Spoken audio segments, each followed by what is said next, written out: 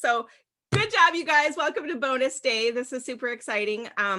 Today we're going to talk about the 10 steps that I use to plan my content, right? That is always, remember, our goal is no more winging it. So this is your solution to no more winging it, no more flying by the seat of your pants. Exactly, Shana. She's flying away with her little arms. I love that. This is about creating intention, being intentional, having a goal, having a strategy, like no more posting blindly anymore. Okay. And it didn't dawn on me until I started realizing and figuring out that people, especially with Instagram, I was like, man, how does everybody's Instagrams look so cute? And I was like, I have no idea how to do that. And then I discovered a trick and I was like, get out of town. And the grid and starting, this is number one, way down here in the bottom right corner. And I'm like, what? My mind was blown. Like I had just discovered gold. So I was like, okay, now that I know that, now I can create something that will help me plan better. And then when I know better and I can do better, then I teach others how to know better and do better. Plain and simple. So the first thing that we do is we create a list of topics. And this is what I like to refer to as the brain dump. Okay. So just take a couple of moments and just literally write everything that you can think of about what you can share in your business. Okay. And so doesn't mean that you will share it, but I just want you to write down anything that comes to your mind. If you were, yes, Shana. Mm-hmm. Sorry. So on a previous call, we talked about how we're all, I don't remember the term, like multifaceted. Yes. We do different things. Yes. So Write them is all this down. brain dump for all of them? Yeah, absolutely. Okay. Just anything that comes to your mind, just write it down. And then we'll create a strategy around that later. Okay. So the first time that I ever did this was I was in BNI, right? And if you have ever been in BNI before, you know, every week you need to have a commercial prepared. And I was like, I wanted to use my time wisely. I wanted to educate my team because I considered them my marketing team. And so I broke my business down into 50 weeks because there was 1 week for leadership training day where you give no commercial and 2 for visitor day, which you give no commercial. So I said 50 weeks, I need to have 50 different topics that I can share every single week. And so that was one of the first times that I ever broke my business down into the nitty-gritty details. And it was pretty awesome because I planned around the holidays, I planned around gift giving, I planned around CDs and USBs and digital files. Like I included everything that you could possibly think of, all the different products, all of the types of clients that I wanted to serve. Testimonials. I shared testimonials. So like just brain dump anything that you can think of. Okay. So I'm going to give you guys some time to do that.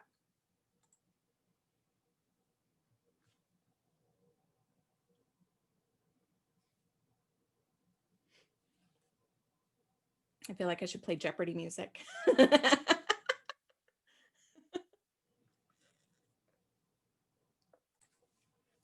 Okay, did you guys have at least maybe one column filled out?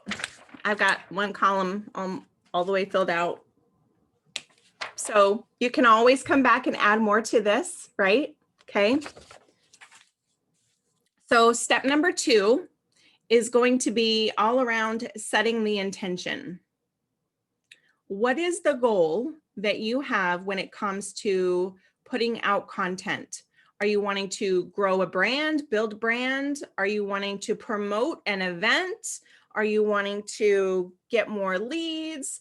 Are you wanting to get more visitors to your website? Are you wanting people to download your freebie? Like, what is the thing that you want? Now, you'll notice I have also increased followers.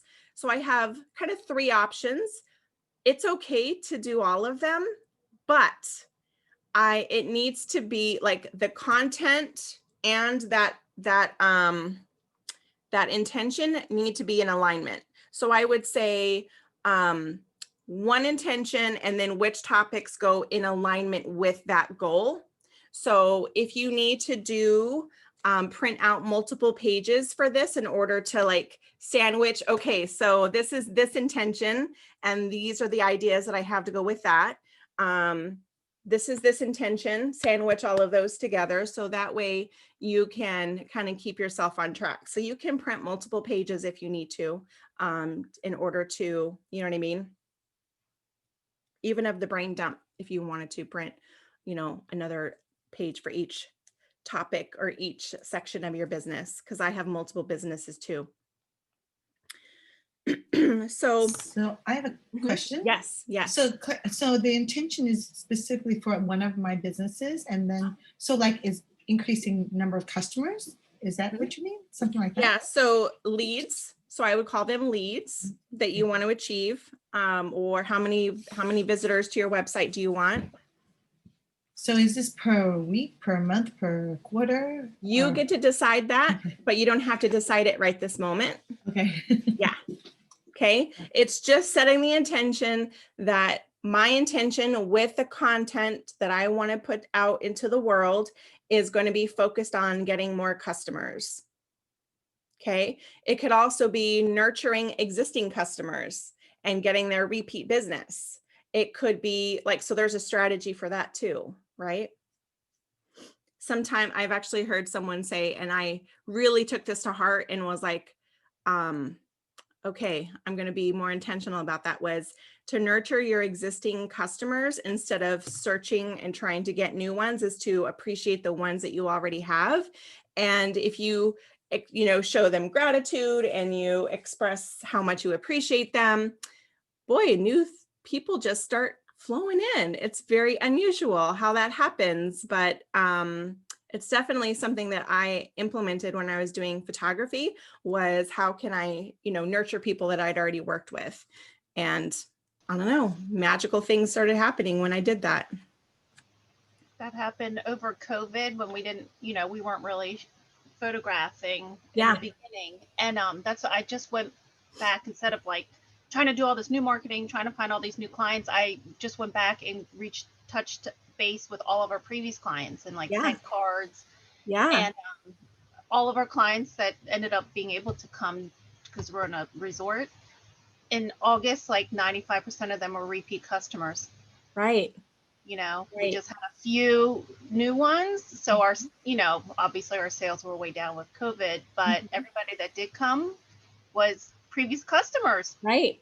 You have eliminated the get to know me factor. You've eliminated the know, like, trust thing that you're trying to build, because they already have that. You already have an established relationship, and it's so much easier to sell and upsell to people that you have already done business with. Mm-hmm.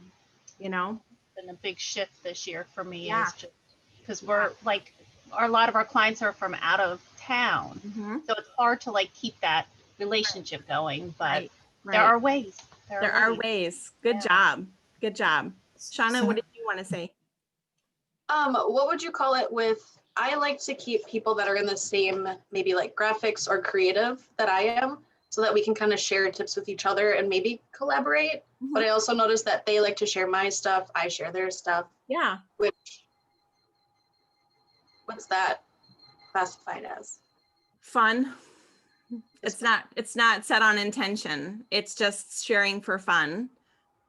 Right? So with the goal of what is it that you're trying to accomplish? Are you trying to accomplish giving them more business, or are you trying to accomplish getting them more visibility? What's the goal?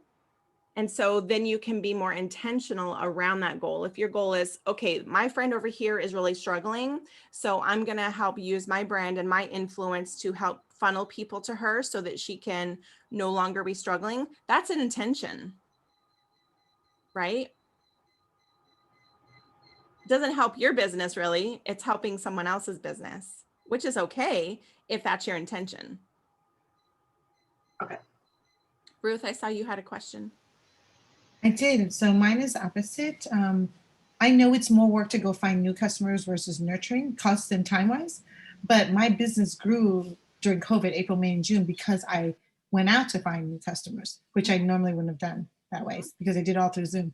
So now that I have that, do I then switch back to the way it used to be? And so I guess I'm just a little confused. Do I just decide, or do I have to make the decision now? Therefore, that's my intention. Do I go to do the new people like I had such success in second quarter, or do I focus on nurturing? I probably should do both, but I guess there's only so much time in a day. Right. So right. that's what you mean by setting the intention, right? Setting the So intention. I have to decide what it is that I want. Decide what it is that's important to you, Mhm. what's important to your business, right? How Mhm. likely could you get a repeat customer versus how much time and energy does it take to get one new customer versus how much time and energy does it take to get a repeat customer? And so could I decide based on how much fun it is? Because You do whatever you want to do, honey. Like, I'm not here to persuade you. I'm just saying, figure out what it, for this exercise, for this purpose, you can do both. Mm. But it's really just about, for the purpose of doing this workbook, kind of getting you clear on the process that I use in order to plan my content. Because your content is going to be geared towards somebody who is going to be your target audience when you're posting content. Existing customers or new customers. Right. So that's why we need to have this first before we can go forward. Right. Otherwise, you're winging it. Yeah, got it. Yeah. Okay. Thank you. Yeah, of course. And Elaine, I don't know, and you probably have a lot of experience with this, and this might touch on what Ruth is talking about, because I'm coming from like a business where we've had business and I'm trying to start a new part of the business. And like Ruth, I'm struggling between marketing, and then just trying to reach out to our old clients and keep that going. So I was thinking like, there's got to be a way, and I think this is just me getting better at scheduling my time. You know, like Mondays are for old clients, Tuesdays are for new, lack of a better way of explaining that. But we can get into that maybe later because I don't want to get off topic too much, but. No, I get it. Like, I have multiple accounts that I run. I have one for Elaine Terso. I have one for my subscription box, and we have one for the collective, which is Paige and I, new venture that we're starting. It's a lot to maintain, right? And so photo organizing can kind of become a complementary, service for photography, right? When I started photography, I actually started as a scrapbooker first and then got into photography. So I did the reverse, Right. Yeah. But they go together, right? So you can do, photography, like if I'm looking at an Instagram grid, we'll get into it, but there's a way that you could easily merge it all together in a organized fashion that would look very cool. Okay. We'll get to it though. Okay. We'll get to it. So you'll see also an area for you to increase, if you wanted to increase your followers, if that was something that was important to you, then you could go through, and most of you have already done this exercise because of day 2. So you could go in and put in your current numbers, and then what's your goal for each of those platforms that you're wanting to increase your followers. So give yourself, you see a to and a from date. So from today to, 6 months, 3 months, whatever, like what is going to be your measurement? Because then you can use this to go back, and when you've hit your deadline, you can go back and then compare your numbers and figure out the increase, the difference, And then you could say, ooh, I increased by 20% or whatever, right? So, yes. I don't know if this is too specific a question. On the advice of a coach a few years ago, I have a Facebook page that I've had for a business page that I've had for a number of years that has been like my author page. And then I have a separate one for soul guides. Mhm. And as I'm stepping into more of what I do, I'm finding that they're overlapping, and I'm now like identifying myself as a soul guides coach and author. Mhm. I don't know. I mean, I can't really merge the two pages because they're not exactly the same thing. I've got Right. different followers. Yep. I don't know what to do other than like post double the content, you know? Well, you could encourage the people that are part of the author page to follow you over at your new page. So you could do that and start to, post regularly about that. You could, I mean, you can close the page, right? So I will tell you that I shut down my Facebook page that had 2,000 followers in order to start brand new. Because photography clients and business clients are not the same. Right. And so I knew, and I gave up a Facebook group that had 1,900 women in it in order to start fresh and new. And it killed me, but it was the right thing that I needed to do, because otherwise it's about building community, right? It's about building community. And so what's the most important thing, right? Is it number of followers? Are you trying to just build a brand? Are they buying things from you? Like, you have to figure out, like, how important are they to you? And can you nurture them in other ways? Do you have their email? Do you have their emails where you can start to promote, hey, I'm transitioning to this new page, follow me there. You know what I mean? Mm-hmm. The only other If thing people is, are really engaged with that page, they're not even gonna see most of your stuff anyways, like the way Yeah. that the algorithms are set up. I feel like I want to keep the page with the business name, like just to have the business name claimed. Mm-hmm. I don't know. I was involved in a trademark dispute a few years ago Mm-hmm. where somebody was using another business name of mine. And Uh-huh. so now I'm like, I'm very possessive about my business names, and I I don't want get it. anyone else using them. Yeah, I get it. I get it. Yeah. But you just have to figure out, where are your people? And Okay, then thank you. nurture them. Yeah. Okay, so the next step of our process is going to be to pick your platforms. Okay, and I say 5 to 10. When I did mine, I had about 9 platforms that I use. And so each platform has some tips. So here's the interesting thing that we're going to get into. But essentially what I do is I pick one topic a week. Okay, we'll get into that, but I do one topic a week, and I will write a blog post about that one topic, and then I will turn that blog post into a Facebook Live. I will turn that into then I can take that and turn that into a podcast recording, right? I'm just doing it one time, and then I can put it in multiple places. I could put it on YouTube as well, right? So I could do video, and if I do it on Zoom, it will record both the video and the audio, and then I just put the respective file where it goes. And then I can send out that blog. I can link it into an email to my newsletter. I can create little, graphics and things to go one per day for Instagram or Facebook. I can post I can create one graphic in Instagram that can also go on Facebook, so I don't have to duplicate everything.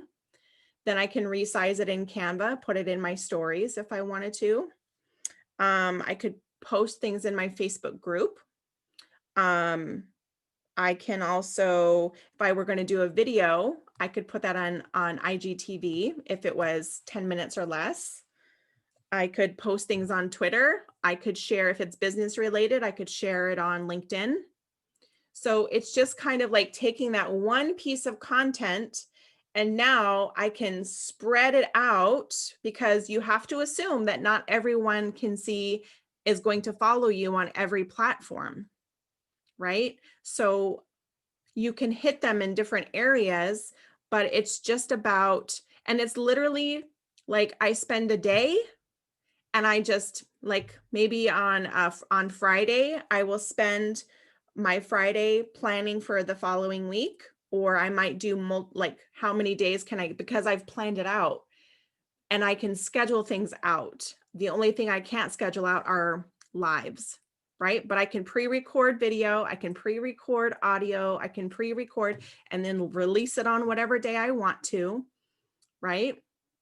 So it's just really a matter of pre-planning as much as you can. And if you have a day where you're like, I'm just going to sit on one day without distractions, and I'm just going to create my graphics, I'm going to create my content, my copy, I'm going to record a video, whatever, right? And that's what you do that day, because that's part of being intentional and no longer winging it.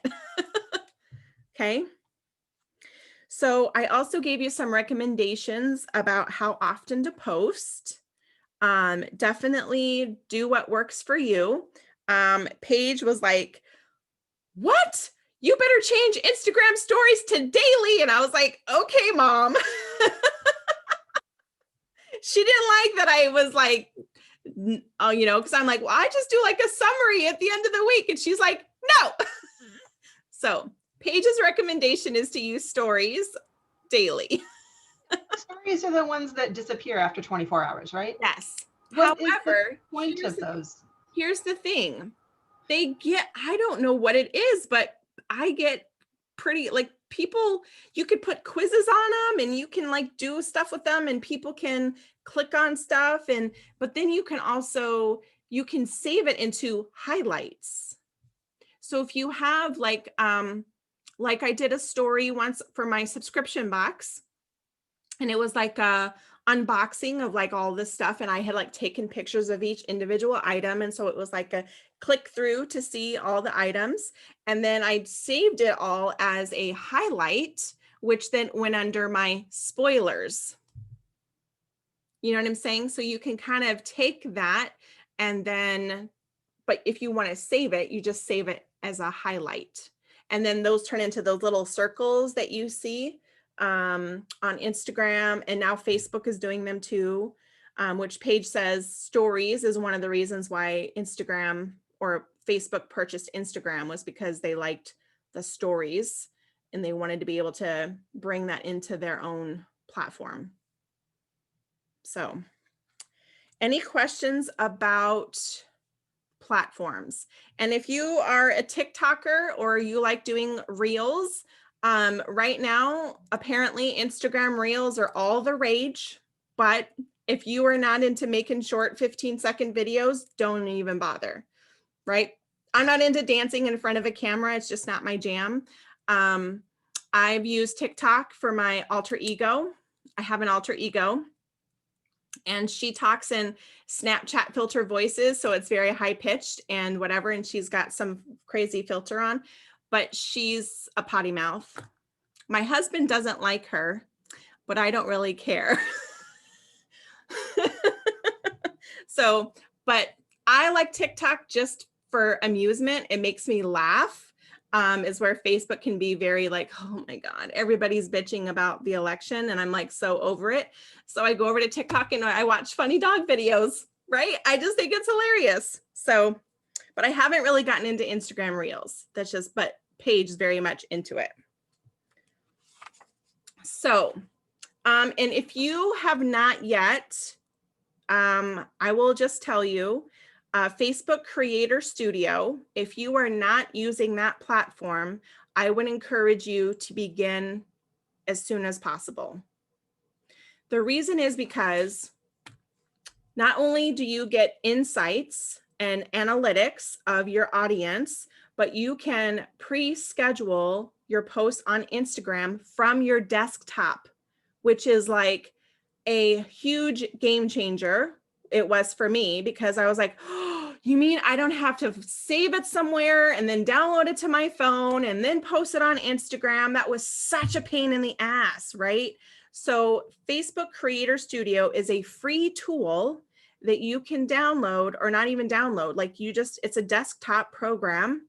You just go to Facebook Creator Studio. I just Google it and there it is. And then you can, you'll see a pink and a blue. So you'll see a Facebook icon and an Instagram icon at the top.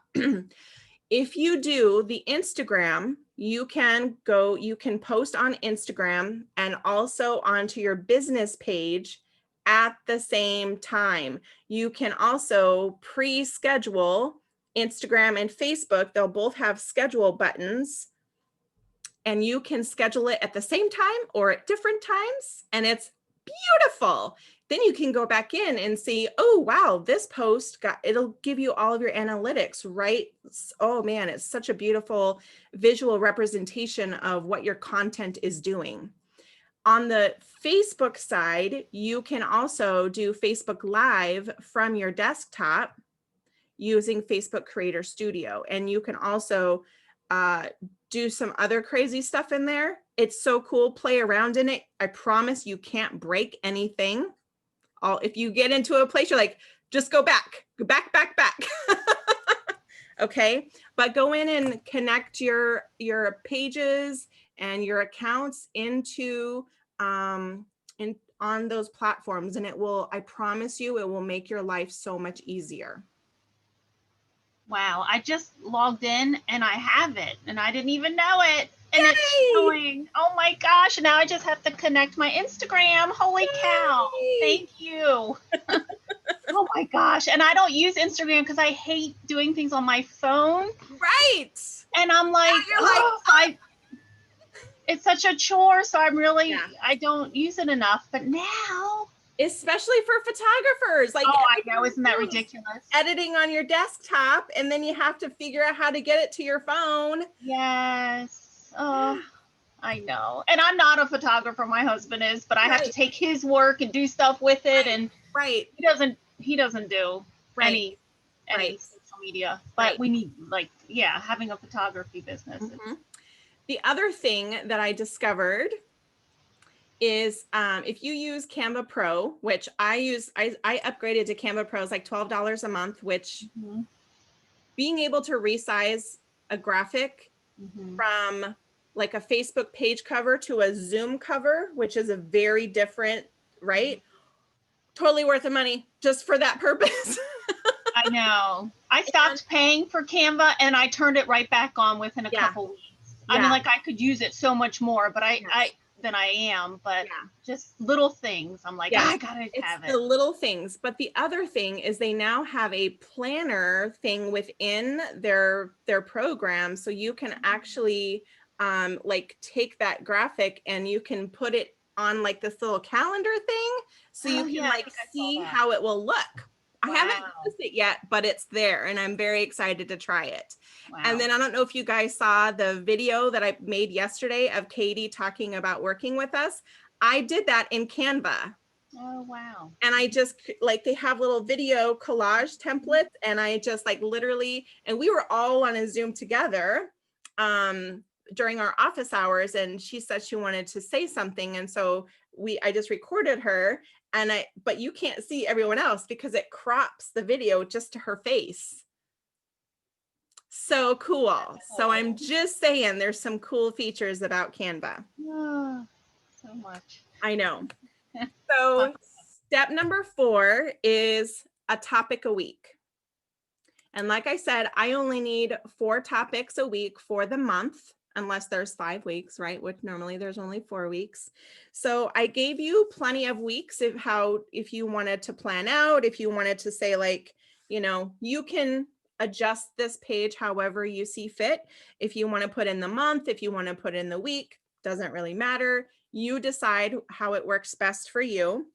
But you're going to take your brain dump and you're going to figure out which of those brain dump topics are going to be in alignment with your intentions that you set on step number 2.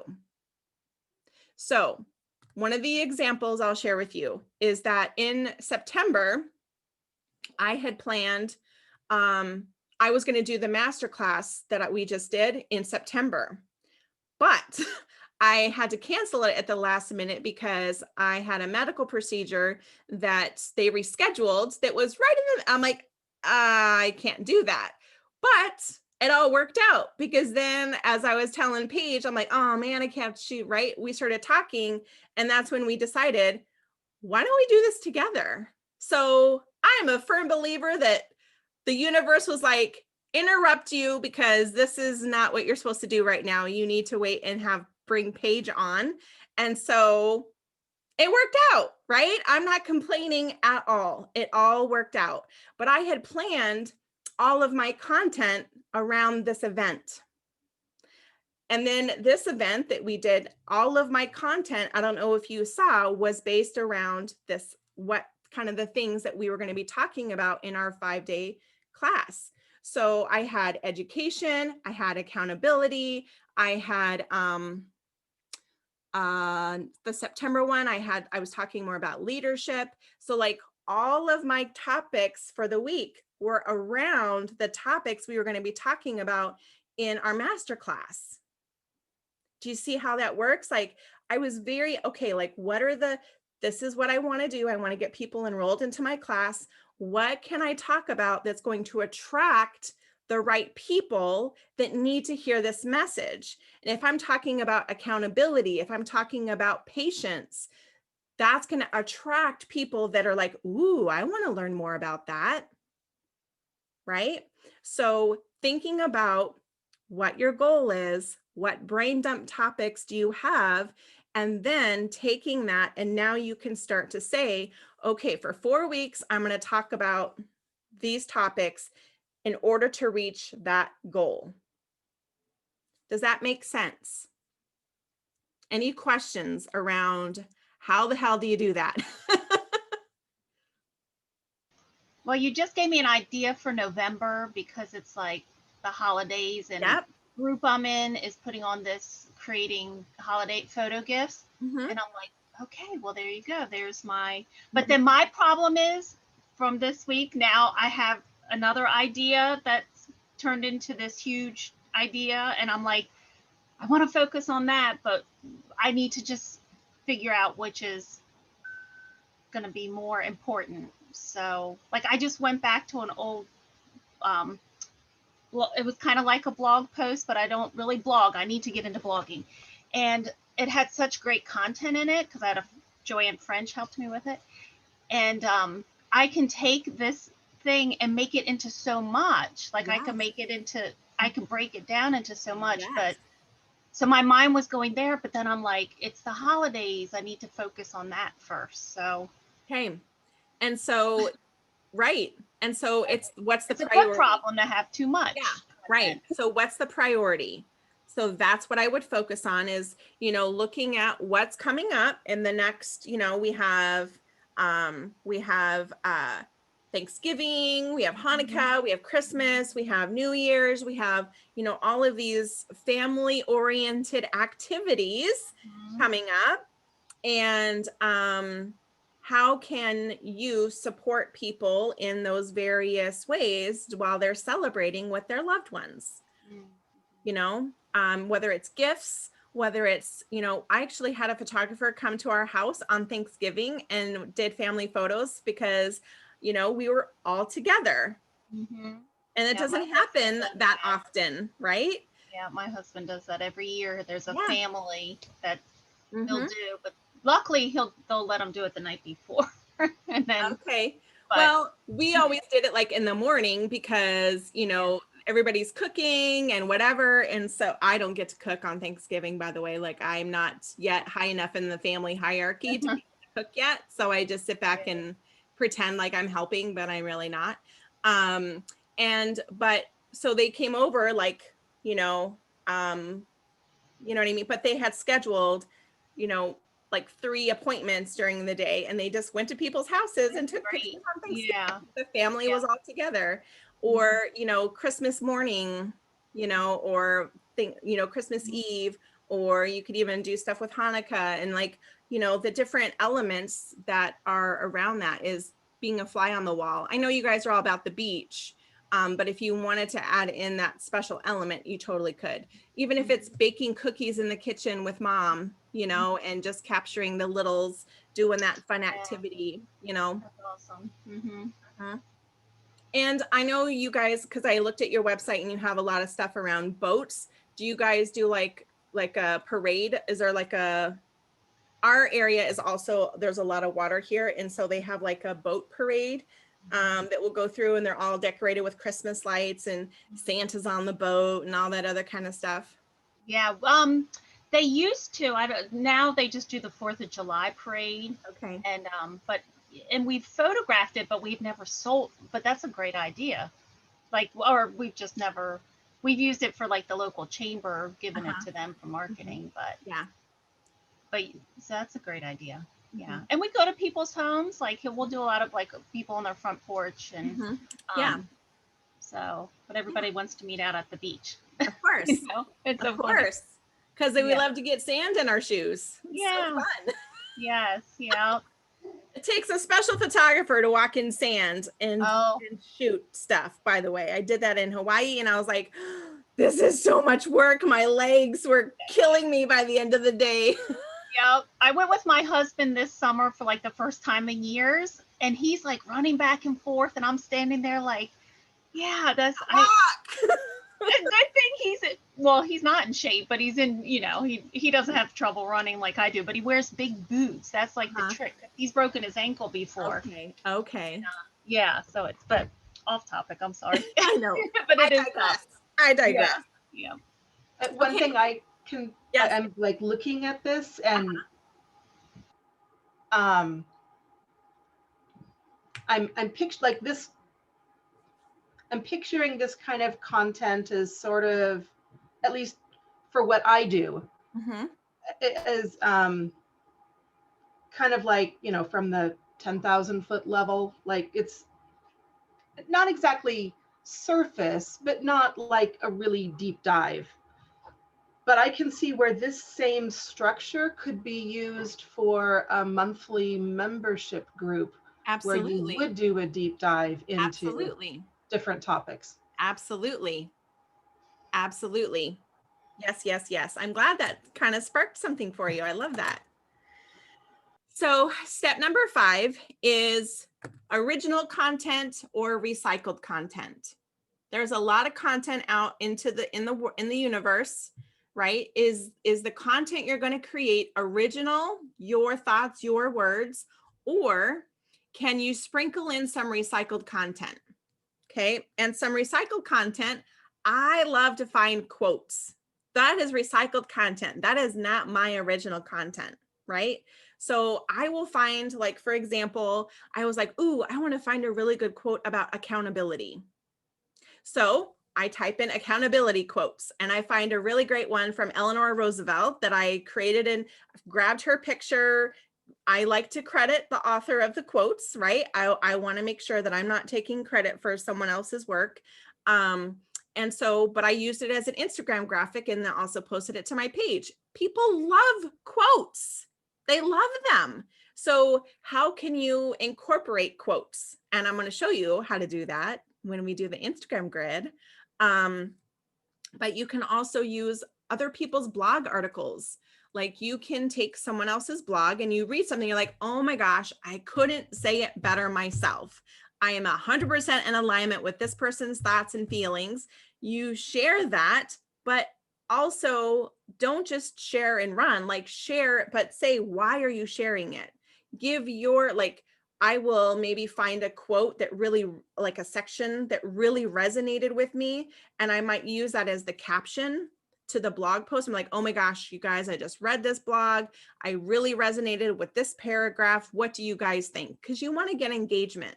Like, it's asking questions. It's being, proposing ideas and thoughts and things like that. So don't just post to post. Post to invoke an action, whether that's a comment, whether that's a share, whether that's a like or a love. Like, what do you want them to do? How do you want them to engage with you? Tell them in your post.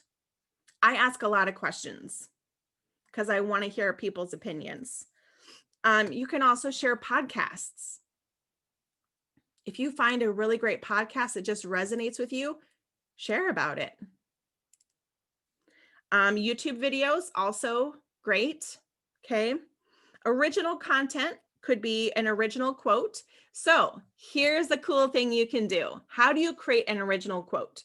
If you're writing a blog post, if you're creating a podcast, take something that just resonates with you, like, oh man, and turn it into a quote, right? You can create your own quote, your own graphic with your picture and your quote in it, right? And so, be sure to do that. Original blog posts, obviously, podcast, doing your own podcast, your own YouTube, personal photos and stories, like sharing your own personal journey. People resonate with that so much. I share my struggles. I go through my Facebook memories all the time just to see, like, what was I doing that day? And the other day I was sharing about how it was on my photography page in 2016. And it was all about how I worry every single month how I'm going to pay the bills. And I worry about getting rejected because I'm not in people's budgets. And then all of a sudden, someone comes along, right? But I share about that. Like, I was really authentic and vulnerable and like, you guys, this is not rainbows and unicorns to be a business owner. I quit my job to do this, and now I'm freaking out every month. I don't freak out anymore, but I used to freak out all the time with photography. 20 years still freaking out. Right. It's a stressful thing because it's, you always, how do I have photo shoots booked in the calendar? And Where's we only the get next shoot coming from. Yeah. and we only get business like 3 months out of the year. So it's Right. like extra stressful. Of course. You can also promote another business, like Shauna was talking about earlier, is, if you find a business that's done amazing work for you, or you want to, share the love, promote another business, talk about your experience with doing business with someone else. People love that. In my private group, I just started sharing, and I just started this group a little over a month ago, I think, is Small Business Saturdays. Yes. So Yeah. every Saturday at Mhm. noon, I share someone in my polka dot group. Yeah, that's awesome. You can also promote a product, and maybe that's your product. Maybe it's someone else's product. I love to share products that I get from other people and be like, oh my God, this was amazing, right? So there's a couple of pages where you can write down ideas and then maybe think about which platform you might want to share that on. And it's okay to do more than one. Ruth? So are these boxes of ideas the stuff that we wrote on step 2? So Whatever that like was. if you wanted to get more specific, so let's say that you had one of your brain dump ideas. Let's say you take that topic and maybe you do some bullet points. So is one of those bullet points in one of those boxes of ideas? Well, you can do multiple bullet points. So you could do an idea, like a topic, and then multiple bullet points. Oh, You could say quote, quote about accountability, Mhm. right? And then if you find, okay, I found a quote, I'm just going to write down who it was just so that I don't forget. Mhm. Right. I'm going to put that on my Instagram and my Facebook. I might put it in my blog. if it goes So along. that is one of your idea boxes. Mhm. That's what goes in that box. Okay. Yep. Thank you. So I might do like accountability, for example, is the idea. And then I might have bullet points like accountability, like a quote, a blog. I want to talk about specifically like owning your shit might be one of my topics. Right. And so I just going to kind of bullet point everything around that topic. And then I might. Mhm. I was going to say, like, maybe so for this, for feedback for this, Mhm. for your content, Yep. maybe under number 5, because, I see you're taking us through the process. Number 4 is a topic each week. And then maybe you could have a section here that says topic. And then this would be the different ideas that go Okay. with that one topic. Gotcha. Just on what Ruth was just saying. Mhm. Just so in our minds, when we're planning something out, we know that all these ideas aren't for different topics. It would be, if you're, using this awesome Yeah. thing you gave us. That's good feedback. I appreciate that. Yeah. Yeah. Thanks. I wrote it down. So when I read, because, like I said, you guys are the first ones that get to use this. So Thank you so much. for yeah. this. I will make sure that's updated so future people will have the benefit of that. So then number 6 is about creating an Instagram grid. And so you'll see this page is kind of ideas for the different kinds of grids. So you'll see all of these colors kind of represent a various thing, right? And so when you think about how you want your Instagram to look, because one of the things that I learned is that that an Instagram page can be almost like your website.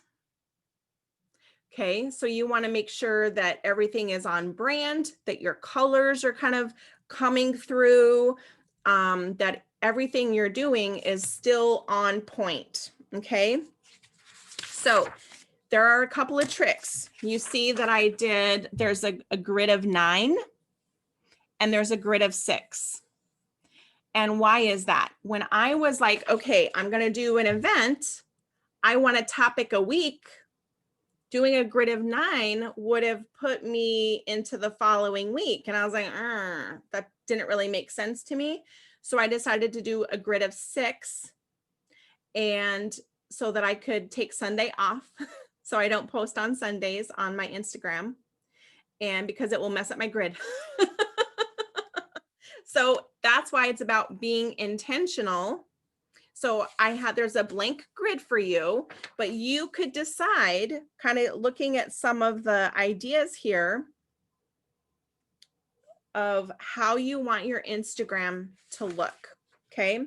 So I tend, like, the one that I really resonated with before I did the 6 was the way that I had it was because people loved quotes. So I had a quote here at the top and I had a quote here at the bottom, or you could do a quote in the middle and have other, you know what I mean? So it's really about creating that aesthetic. That's really what Instagram grids are about, is creating an aesthetic. And here's the beauty. You can start this anytime, because eventually it'll all line itself up. And I was so excited the first time that my Instagram grid lined up the way that I wanted it to. I took a screenshot and I was like, woohoo, look at it. It actually looks how I want it to look. So you'll see just lots of examples. And one of the things I might encourage is if you have like maybe some different colored markers or highlighters or something, to like decide what your topics will be, and then maybe kind of use the grid to map out your blocks in a way that is aesthetically pleasing. So you could say personal could be green. Okay. And so you might go, okay, where on here you'll see personal is green, right? And look at how it's set up. Does that appeal to you, or does this way appeal to you? Or you've got green in the 4 corners, So, and then the trick, remember I said, is you start at number 1. Okay, so yes, Ruth? So does this 1 through 31 represent the days of the month? No. it Oh, that's why I was like, what is this? It doesn't. That's the Okay. crazy thing, is that it's block number. Okay, so you start your post, the first one you're going to do is number 1, and it's way down at the bottom, which is totally confusing, right? But that's why I number it, so that you know the order in which you're going to post. Because when I'm looking at my Instagram, I'm going, shit, what am I supposed to post about? So that's why I created a grid for myself, so that I can say, oh, okay, today is day number 9. That's what I'm supposed to post. Because I might look at my Instagram and go, how do I figure this out? Right? It's complicated. So being intentional with it is like literally the easiest way to do it.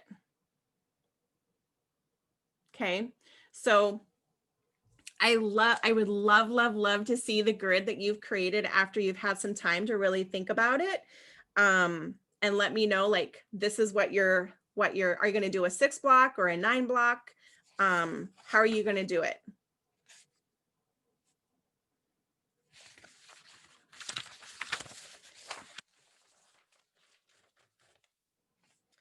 Okay, and then we have the Instagram story planner. Elaine, Yes. I have a quick question. Mhm. I just bopped over to your Instagram Mhm. to see in action what you're talking about, and it's like, oh, okay, I see it now. So do you, on your Instagram, do you have what you're identifying as personal? So I do. The personal ones, like the ones that are on there recently, is like there's a picture of a bench, like a bench with like a sunset. That was a personal. And then like in the grid farther down, you'll see like a picture of me and my husband. So like I kind of share something personal is kind of the goal behind that. Okay. And then I think I'm trying to remember, the last one might have been James Dyson, maybe as a personal, if I remember correctly, because I was sharing his story about it's a personal story that I love of resilience. Okay. That I'm not super Instagram savvy because words are my thing more than pictures. I'm trying to train myself in pictures. So right. So you can always find a photo that you think represents your feelings, and then you can share the photo and then the feelings that go behind that. okay. Yep. Cool. Thank you. Of course. So the Instagram story planner. So like if you were to do one per day, might want to print out an extra one of these if you're going to plan on using for the weekend too. But these are, if you wanted to have a story theme, so maybe around your topic, and kind of what are you going to do for that story? It can be one photo, it can be a series of photos, totally up to you. Canva does have story templates. And then I would recommend, I'm not even going to lie to you, if you sign up for our academy, you will get one of Paige's Instagram classes. But if you are an Instagram beginner or are familiar with Instagram and want to learn more, I would definitely recommend taking one of Paige's Instagram classes, because she's the queen of Instagram. I still don't have features that she has. She has all these cool features that I don't have because I don't have as many followers as she has. The more followers you get, the more features you get. That's kind of their jam. So she can add music. One of the things that I do that I learned recently was to tag your account on your story, because it's a clickable link. So then if you tag yourself on your story, they can then go to your profile to see, right? Mind blown, right, Shauna? Like, what the hell? I seriously saw that as I was like, I need to learn more. So I Google shit. That's what I do. And because I was like, I want to do stories, but how are they gonna, like, I want them to take action. What action do I want them to take? And to go to my bio is going to be all this extra steps. So someone said that they put they were able to shrink their username, which I can't shrink mine on the Potty Mouth Pep Talk box because it's too long, but they were able to shrink it and create like a click here in Canva. They created like a click here and then put in the stories, added their username, tagged their username, and then I was like, oh my God. So I've started doing that in my subscription box stories. Elaine, you could create a bit.ly or would that Yes. be something to shorten it? You can't. Okay, so here's the thing. Okay. Is that I don't have the ability to add a link into my stories yet because I don't have enough followers. Wow, I Right? never knew that about Instagram. Yeah. Never. So I can't add a link in my stories, but I can tag myself under the mentions. Mhm. Yeah. So Okay. you can add a little click here, fun little shiny thing or something blinking, Oh, and then right, boom, right. there's your username. Okay. And you tag your business or your personal My business. business? Okay. That's Yeah. what I thought, but I just wanted to. Okay. Yeah. Isn't that nut, Shauna? Who knew? So remember to always be intentional. What is the purpose of this story, right? What features will you use? Are you going to make it blinky? Are you just going to do a plain colored background with text? Are you going to put in a picture? Like, what's going to be your jam? So thinking about stories is like break that topic down into little tiny pieces. Okay, that's how you use stories. And just remember, stories are optional. If you're not a stories person, don't force yourself into using something that you're not normally using. Okay. 1995. I love that. Love that. Okay, so if you are a calendar planner like I am, what I did was I created a sample week. This is what I do. I'm basically sharing you with, this is what I do, how I have it mapped out for every single day. Okay. So what I would encourage you to do is figure out what works for you. When are you going to do what? So yes, I do a Facebook and Instagram every single day, but what day am I going to do my blog post? What day am I going to post in my Facebook group? What day am I going to do LinkedIn? What day am I going to do video? What day am I going to do podcast? So I create this calendar to help keep me accountable and to know, okay, today's Wednesday. So that means I need to make sure my podcast is done and ready to go to be, because I can schedule it. I can pre-schedule it. Or it's already there. I just push the date that I want it to launch on. And so I kind of just go through that in order to make some sanity in my life. Okay. This is how I'm intentional and I'm not winging it. Yes, Ruth. So this is your scheduling of what you want to do for the week. You do it a week at a time? Sometimes I do more. It depends on how much time I have. And is this, when you do all the different things, this is the 5 to 10 platforms you had told us to pick earlier, Yeah. right? Okay. These are the platforms that I have committed to using, Mhm.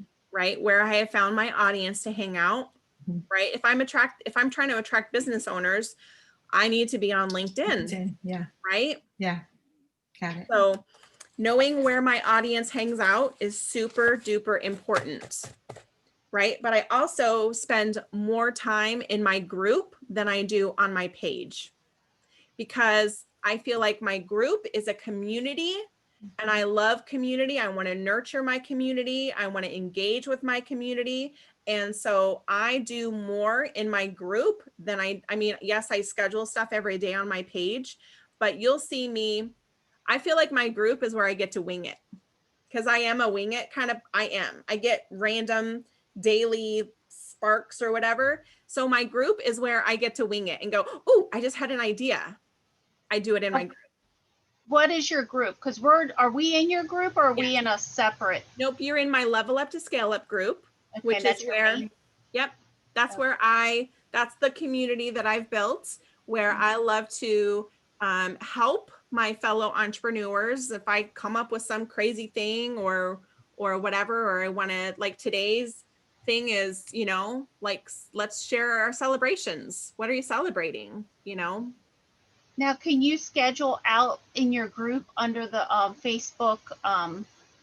No, No, I didn't think so. not on Creator Studio, but you can schedule posts in your group specifically. Right. But you cannot do it through Facebook Creator Studio yet.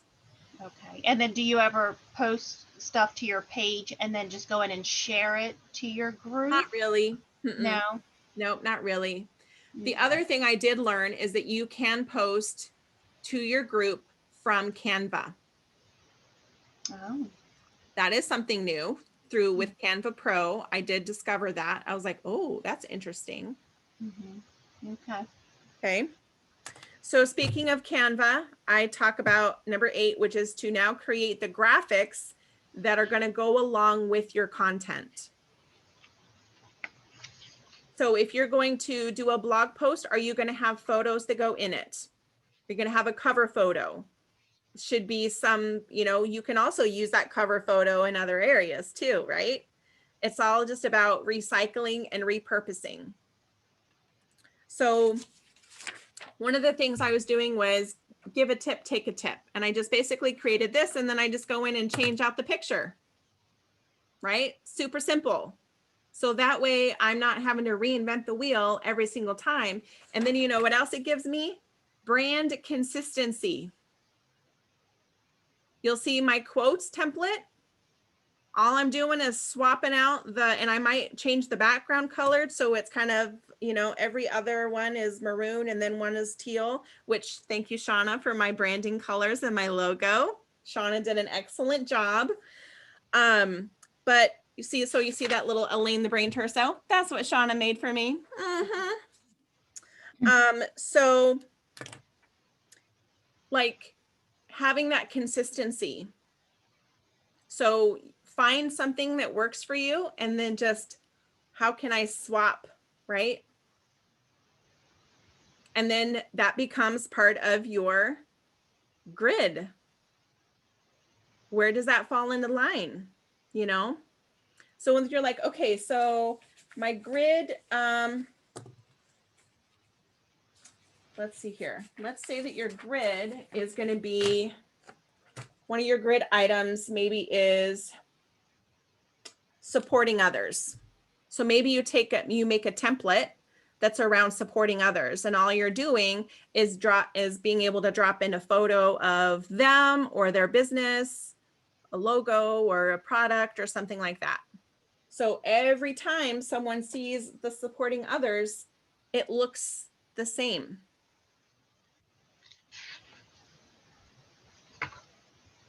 Does that make sense? Okay. So some of the tips that I encourage is, if you need stock photos, Unsplash.com is a great free resource. And I am really excited that they finally stepped up their game and have a much more diverse choice of people. So it's not just white people now, like there's people of all nationalities on there, and it makes me so happy. And so you can literally search any word and come up with a wide variety of photos that you can download and drop into a Canva. You can also, if you use Canva Pro, search their photos and just plop it right in. And you can search by category. Like if I want a picture of an apple, I just type in apple and every single apple is going to come up. And then I can choose one that's in alignment.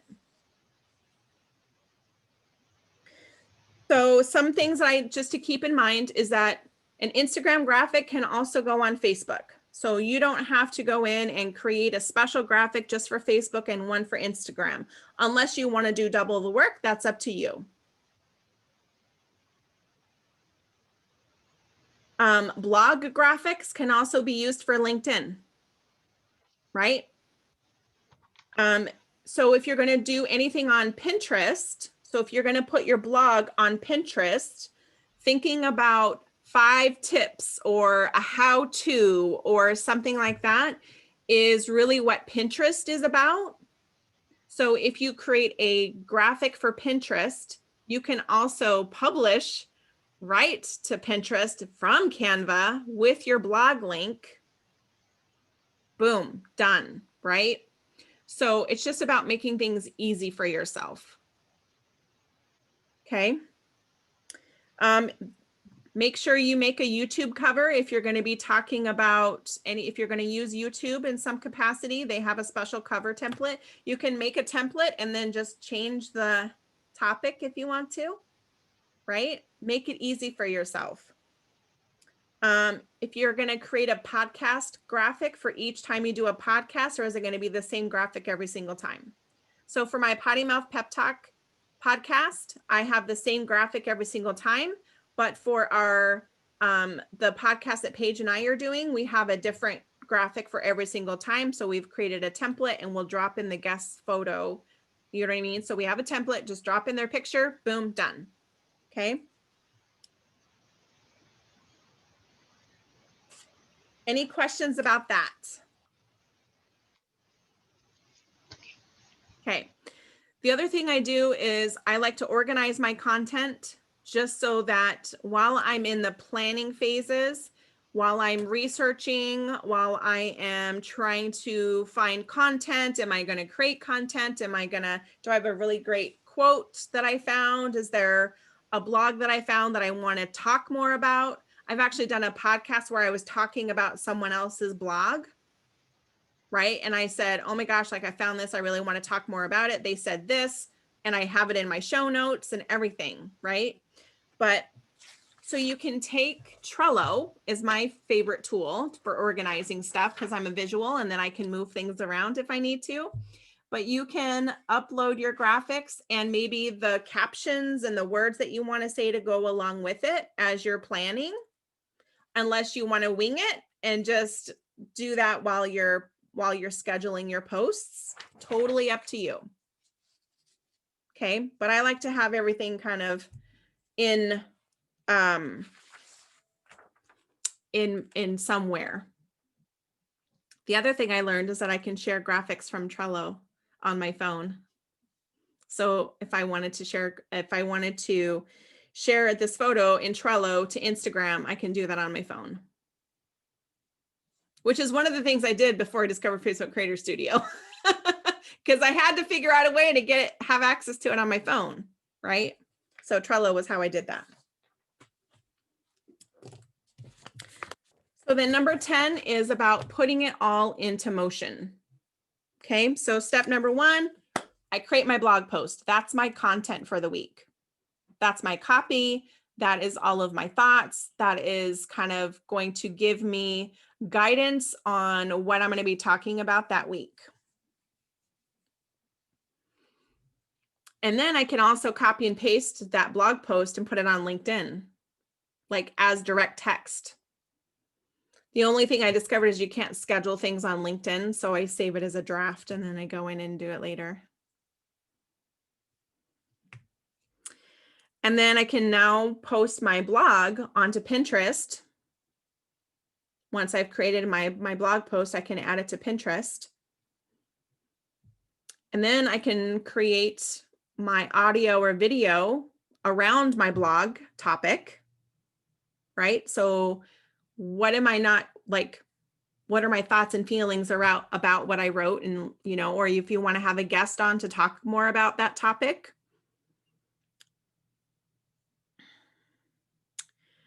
And then upload that video to YouTube, add in your cover photo.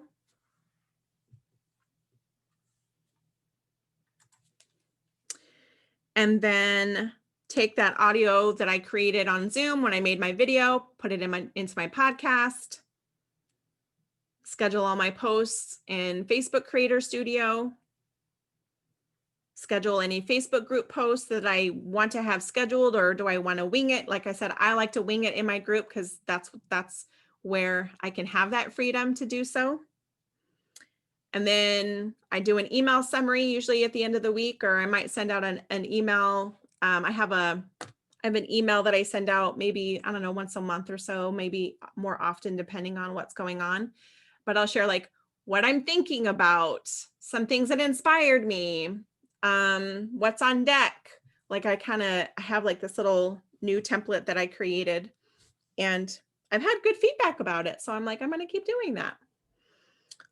And then like I said, I typically don't post on my stories every single day, but so I might take, when I'm creating my graphics, I might resize them for stories just so that I have them, because sometimes if I download something and I didn't do it as a separate thing in Canva, I lose it forever and then I have to recreate it in order to make it a story or something. So, and then there's some things in there about sharing recycled content.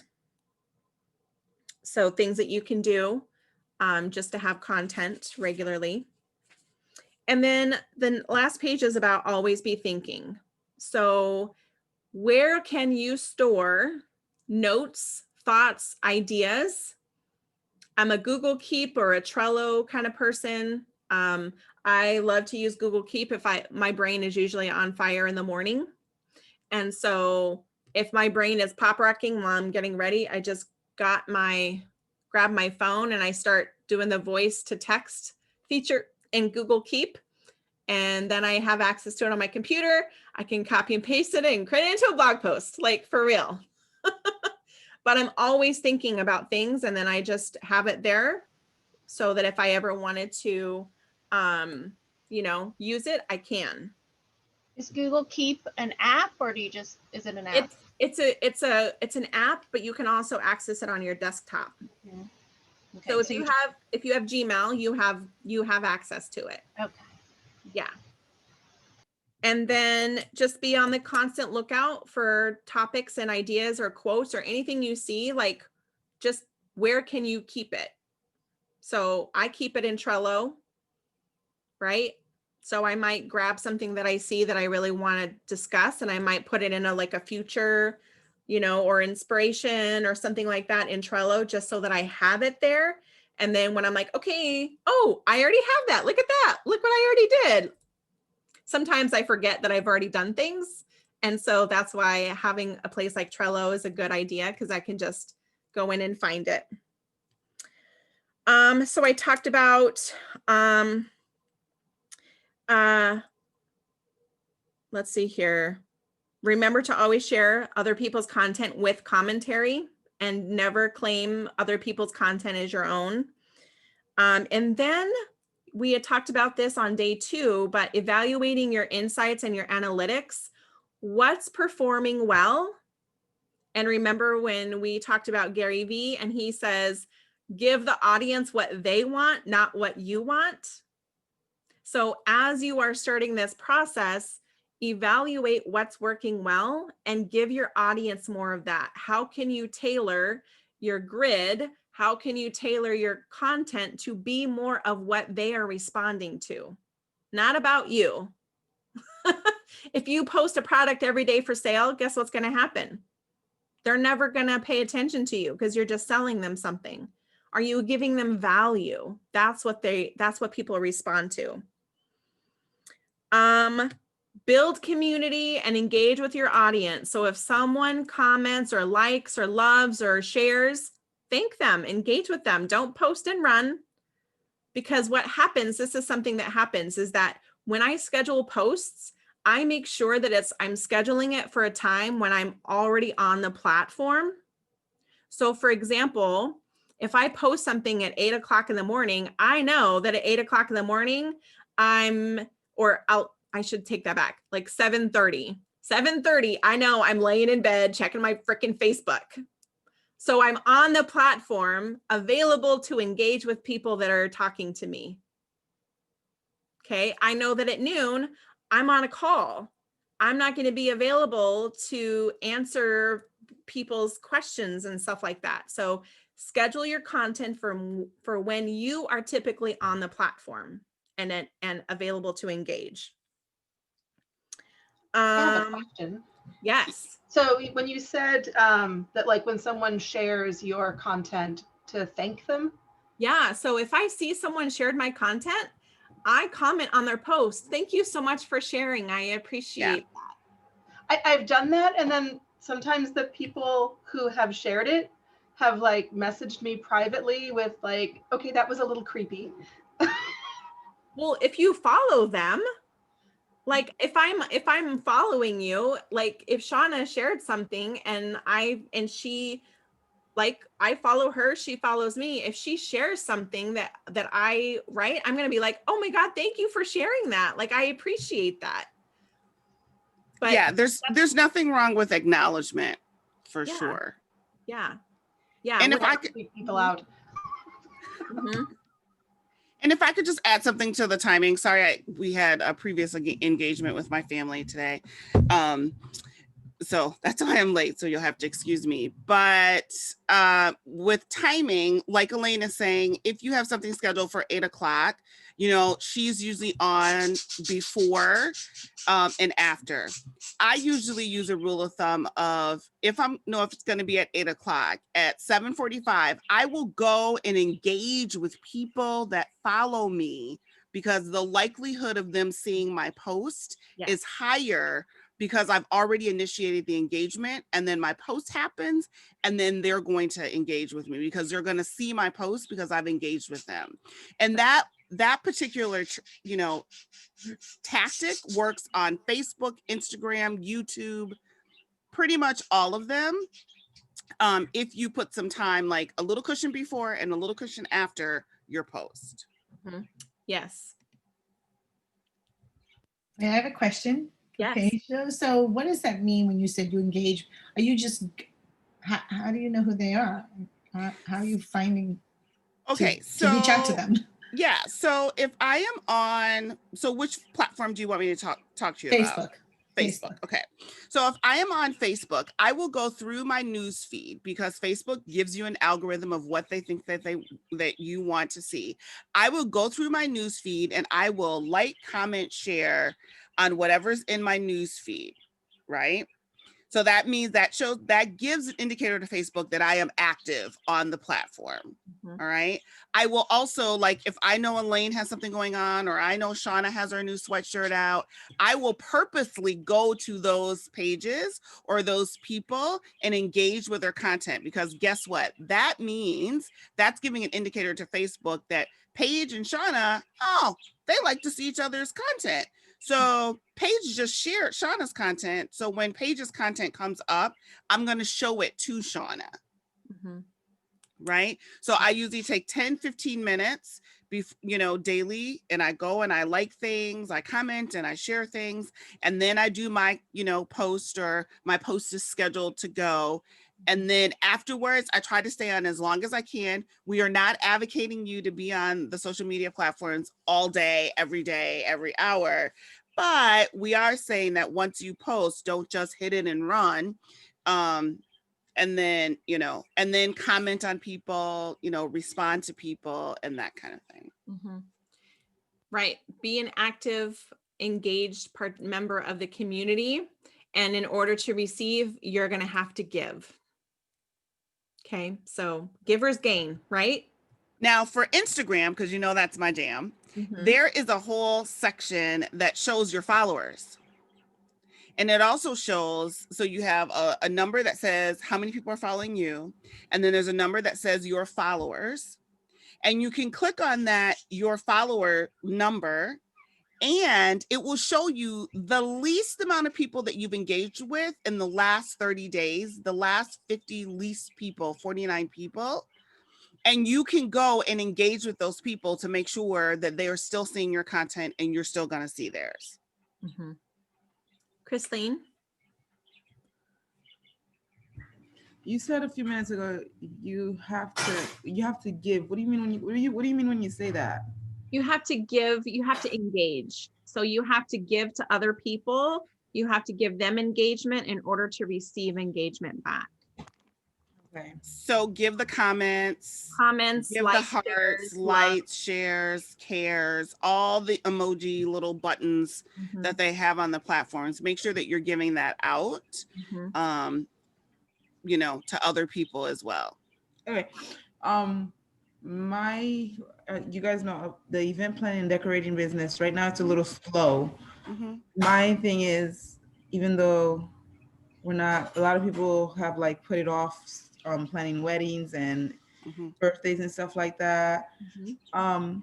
What we're trying to do is we're trying to find other ways to, I guess you could say, maintain or sustain the business. Yeah. So, like I said, I like to do DIYs. I mean, so I'm trying to think if I like, have lots of ideas. For I you. know. yeah, I have the gift basket idea, but then it's like, should I be trying to do like maybe floral arrangements or this or that? And then with my content also, what like should I be posting wedding ideas or tips to not stress about a wedding, or maybe just flowers? Just yeah, I like. Yeah. Give I'm, value. I Mhm. feel like I'm stuck. I have so many ideas for you. Yeah. I'm stuck. So it's like I'm trying to figure out like how to play with everything at Yeah. this current moment, because like I said, we're not really bringing in the income for the event planning or decorating now, but there's other things that that Right. yeah. Mhm. Yeah. So there are so many different directions that you could go with that, as far as for content ideas. And the one that keeps popping up into my mind, Chrisleen, for you is decorating for people at home, right? Like I'm ready to tear my kitchen up and redo the whole thing, right? So if you had any ideas on how I could refresh or spruce up or simplify, I think simplify is a really big topic right now. Mhm. Just those types of things. And here's the thing, Chrisleen, use some of the past work that you've done, some of the past content that you already have. You don't like the past pictures. You don't have to create all new content. You can repurpose content that you've already used before, because if someone was on your Instagram a year ago, you have more people on your Instagram, typically now than you did back then. They have not seen that. No one is scrolling back 2 years on your Instagram, right? Or scrolling 2 years back in your album. You can reintroduce all of those pictures again. So, there's so many different ways you could go. You want to be sure, though, that when you do that, do some sort of testing phase, right, with your content to see what people are actually responding to. And I'm pretty sure Elaine covered this earlier.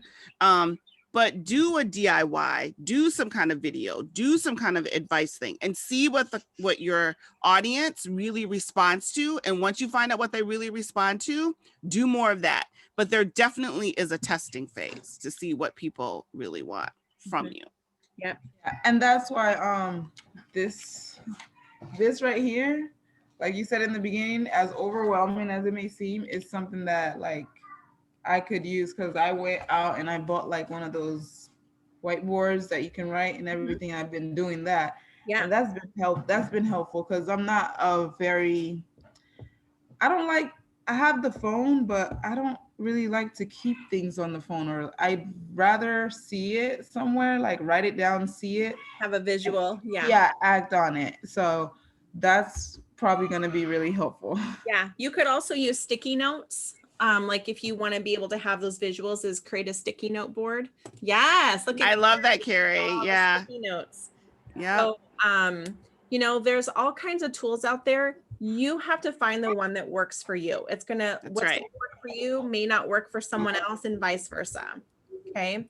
So I would love to see you hosting DIY workshops. I would love to see you decorating people's yards for drive-by birthday parties and baby showers and wedding. I mean, all the things.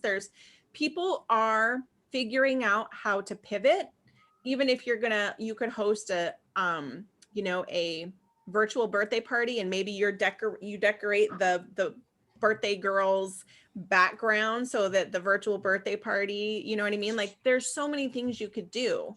It's just a matter, and it's okay to teach people how to do things, but you could host workshops where they're paying you for the honor of learning that, so there's so many things you can do. And if you are not using Pinterest, that is a platform that I absolutely highly recommend for you, is because that's where people go to get ideas for Yes. weddings, for parties, for all that stuff. So start sharing those ideas, creating blog posts around how you did this, how you made this, because people, oh yeah, girl, they will eat that shit up. You know what else, Chrisleen? Do you have a camera at home? Like a camera that you can take pictures with? You said yes? Yeah, I do. Okay, because guess what? The Zoom backgrounds, you could come up with a suite of Zoom backgrounds for birthdays, for boys and girls, take a picture and sell those individually for people who are doing parties with their families remotely. But I have a camera. I don't know how to use it though. Oh, I just happen to be a retired photographer and can tell you how to use it. but you know what I mean? You could charge $10, $15, $20, $25 an image, for someone to have a background for their birthday at their party when they're doing their Zoom thing for the family, because people are getting together for that. You can have, a suite for girls and a suite for boys. And that is something that like instantly people would buy. Okay. Yeah. And something that's easy for you to do, that's scalable, that 100 people could buy the same background and you could generate income. Yeah. Okay. Yeah. So some other ideas is, Thank you. Share events and freebies at the bottom of your blog posts. Okay. So do you want someone to take an action? Put it at the bottom of your blog post.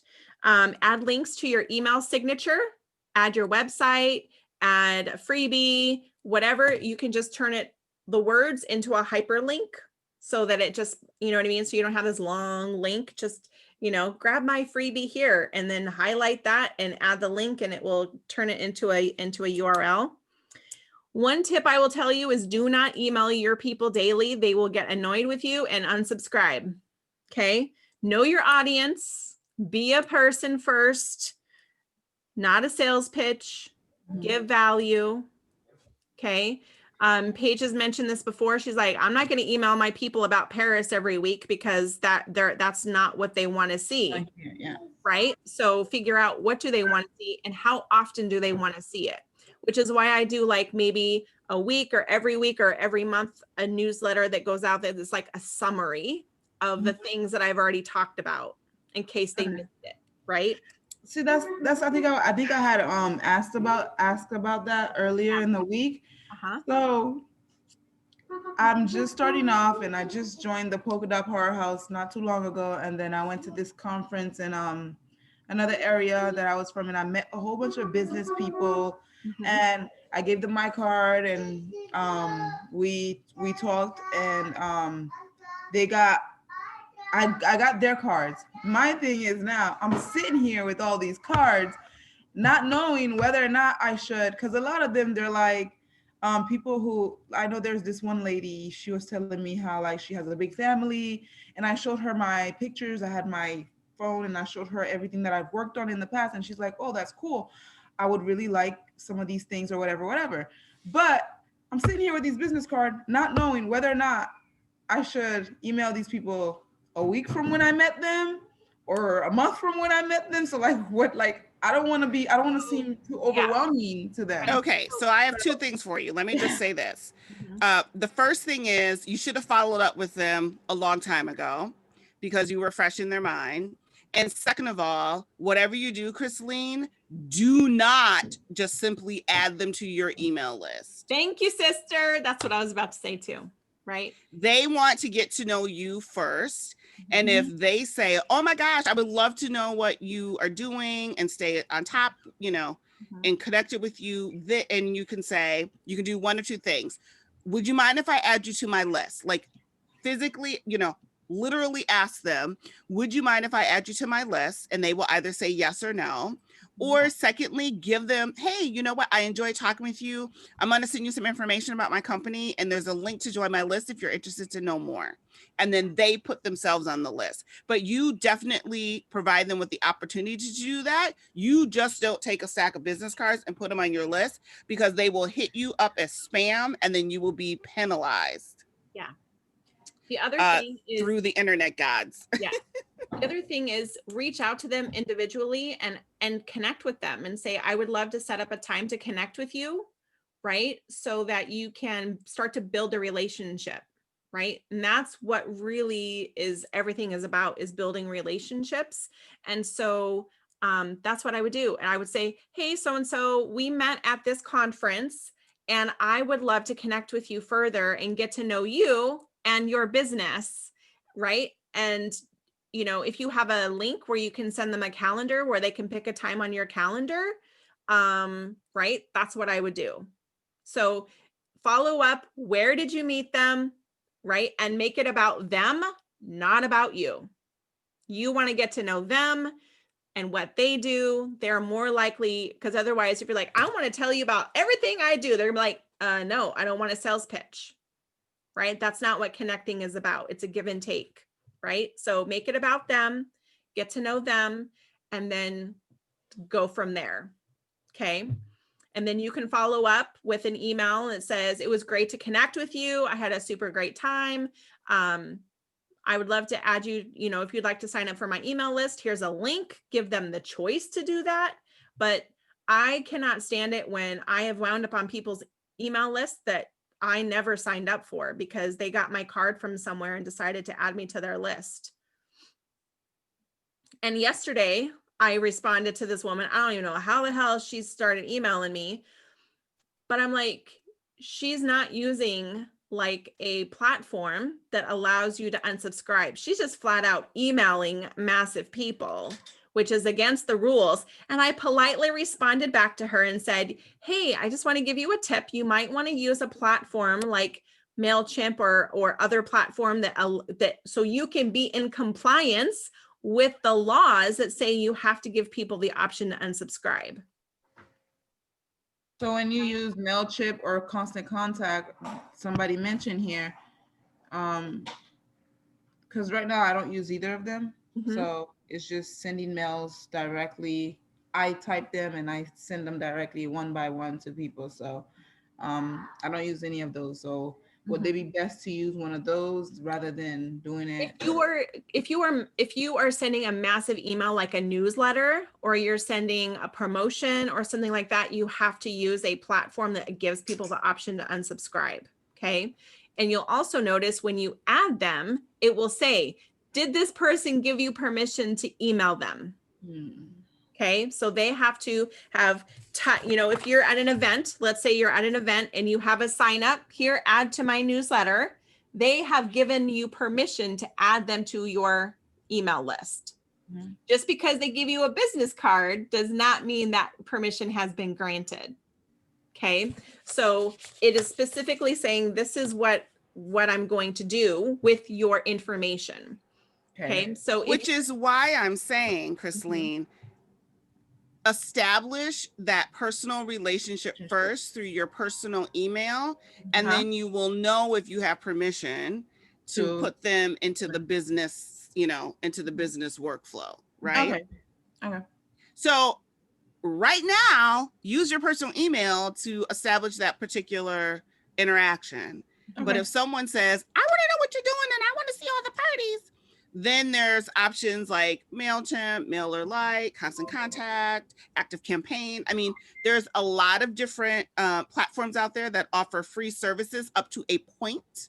It's usually based on the number of people that you're using, the number of emails that you're sending out, and the number of lists that you have. And then they start to charge. So you'll want to see what works best for you when, as you get to that point. But my big thing is, I know Elaine knows this. My big thing is you should always, always, always have an email list because it is collateral and property that you own yourself. We do not own Facebook, Instagram, Twitter, Pinterest, any of that. If they will shut that tomorrow, you have no way of getting in contact with those people. But if you have an email list, you have an opportunity to reach your customers. Okay.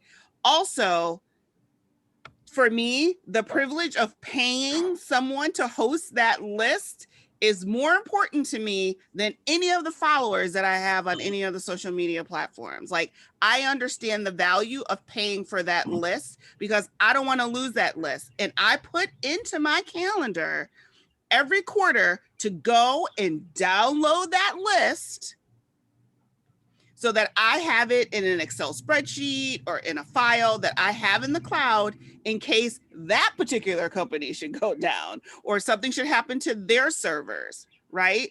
I make sure that I can recreate the following and the people and the clients that I have. Okay, thank you. And the last tip is don't be afraid to use ads in order to grow your following, grow your list, grow any of that. Okay. If you can spend $20, spend $20, right? Don't be afraid to pay for ads because that is how you're going to get more reach. Okay. Diane, I saw that you had a question. Yeah, on our registration sheets for new patients that we see, we have them yes or no if they'd like to subscribe, to our newsletter. And I haven't got the newsletter. I did one, but our newsletters thing of the do people like newsletters or do you send People still. Oh my God, email converts better than anything. Yeah. I mean, email has a conversion rate of almost 30%, where social media and some of the other things are like at between 2 and 5%. So email is more about email's not dead, is what I'm trying to tell you. Okay. I was going to say, would you suggest more of just a weekly email versus a newsletter? So, well, oh, go ahead, Elaine. like, think about the things that you want to include. So, for example, I help a client of mine with her email newsletter, and she also is in the wellness space. And so we include a recipe, we include like if she is hosting a workshop, like there, we give value, right? So what could you share? If you have a tip or, I don't know, something of value to give people. Typically we start with that first, like, hey, it's National Apple Day, whatever. So here's a great recipe on this healthy apple crisp that she found, right? Like that kind of thing. So how would you, to answer your question, Diane, I equate emails as newsletters. I do not consider them to be separate. So how would you separate out, because we see populations. So if I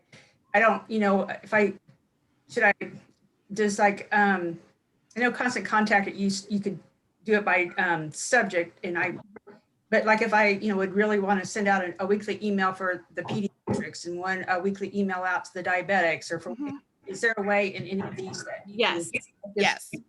mail, or the MailerLite, can you do that or? So yeah, I'm not familiar with MailerLite, but Okay. MailChimp has tags. You can tag people as like, pediatrics, diabetics, like you can tag them and then you can target that group with a specific newsletter or an email. So Diane, if I could just make a recommendation, I don't want you to get overwhelmed with the idea of having to make 5 different newsletters.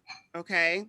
So what my suggestion would be is to have a newsletter that possibly has let's just say 3 sections and you rotate the corner. Here's a geriatric corner. Here's a pediatric corner. Here's a diabetic corner. You know what I mean? Like you can rotate how you're going to do it. Okay.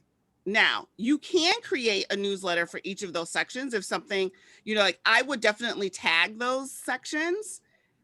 So you can do something special when it's National Diabetic Month or Women's Heart Health Month, right? You can send out a special little something just for those people if you want to do that. But I would just say, don't get overwhelmed by, oh my God, I have to come up with 6 newsletters. You do No, I not wasn't have to do thinking- that. Yeah, I Okay. wasn't thinking newsletter. I mean, I would just still like do one newsletter, but I'm just thinking that if maybe we get a weekly email to the pediatrics. Yes. Weekly email and just kind of leave it at that instead of like, well, when are you going to do this newsletter that you keep talking about? Yeah. No. Yeah. And so, and include, tips and stuff. I mean, like a quick tip. If I just got a quick tip from my health provider, how to stay healthy during, the flu and cold season that's coming up, even though we're inside, that would be welcomed, right? But you can also take that topic and then, kind of copy and paste and then just add a little bit more for like the pediatrics, Exactly. And so you could kind of do the same content. Okay, I hadn't thought about it till right now, because you could take the same content and then just frame it or make it more toward each group. Tailor it towards the group. Yeah. Yep. So just duplicate the template and then, so I'm a firm believer of, I just grab a template that I've already used, that's already got all my stuff on it, and then just change what I need to. And then I save it as a new template. I have a million templates. All right. So that concludes the 10 steps that I use to plan out my content for the month. If you guys have if you use this and there's something that you think, oh man, I would love to see this, or I would love this to be over here. Thank you, Carrie, for your suggestion. I'm going to definitely implement that. So feel free to let us know, right? Feel free to let us know. And if anyone is still has not scheduled a time on our calendar to talk more about the programs that we have available for you to continue working with us, we are more than happy to, I'll drop our calendar links in the comments if anyone wants to schedule a time to talk more about it. But we're really excited to continue working with some of you in our one or the other of our programs that we have coming up. The Level Up to Scale Up is going to start in January. And then our Get Shit Done 2.0 is starting as soon as you decide if you decide you want to sign up. So we talked more about, Ruth, we talked about the program offers in day 5. In the recording, you'll see more details about everything that we did. So, and then I posted a link yesterday in the group that has all of the information laid out on the website about all the details and what's included and stuff. Was that the 17-minute video you did yesterday? So the 17-minute video is kind of it's a pep talk, really, essentially, but it's also, I played it in day 5. Okay. So And so when you are talking about the scheduling, is it scheduling with both of you at the same time, or we talk to each one of you at different times? You can choose. You can choose Oh, who you'd like to talk So to. we don't need to talk to both. We can just No. pick one there. Okay, got it. Yeah, and we posted our calendar links in the group as well, so people can, if they want to talk to one of us or both, it doesn't matter. You So choose. I'll watch day 5 first and then reach out to you guys. Right? Yeah. That's the right way to do it. And Okay. I'll probably reach out to you anyway. Okay. Thank you. How long will those I have one more recordings question. be available in the group? Until Tuesday. Okay. Until Tuesday. So then Tuesday they'll all be taken down, but you'll have until Tuesday to watch any replays and catch up. And then, so we're just super excited that, you guys all, we received really great feedback that you guys were really enjoying the things that we were talking about and the content and the value and stuff. And so we stayed up really late coming up with a way that you could continue working with us if you chose to. So, all right. So thank you guys so very much, and feel free to reach out if you have any questions. Carrie, did you have something you wanted to add? No, I just want to say thank you so much. And I look forward to talking to you Tuesday. Yeah, absolutely. Absolutely. All right. Oh, Diane, did you have something? Oh, I was just going to say, you made a comment the other day that, how the universe kind of Yeah. drops little things in your place. I've had one person that has contacted me, another dietitian, about a little bit more helping her one-on-one on reimbursement. Then I had somebody yesterday ask me if I still have my webinars out there. Then today I was at the Y working out, and this lady she said, can you show, do you know how to use this machine, or do you use this? And I was showing her how to use some of the weights, and we were just talking, and I, you know, and I said, I also have my private practice as a dietitian.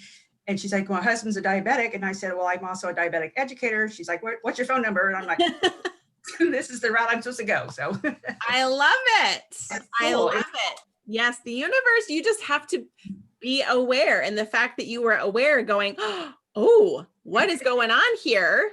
Right? That's amazing. It was cool. Way to be aware. Love that. Love that. All right, everyone. Thank you so much for spending your Saturday morning with us, or for me, Saturday morning. I hope you guys all have a great day. Shayna, have a happy birthday. Thank you for spending some of your birthday with us. I hope it was worth your time. Oh, absolutely. This has been incredible. Good. So, thank you so much. Thank you, guys.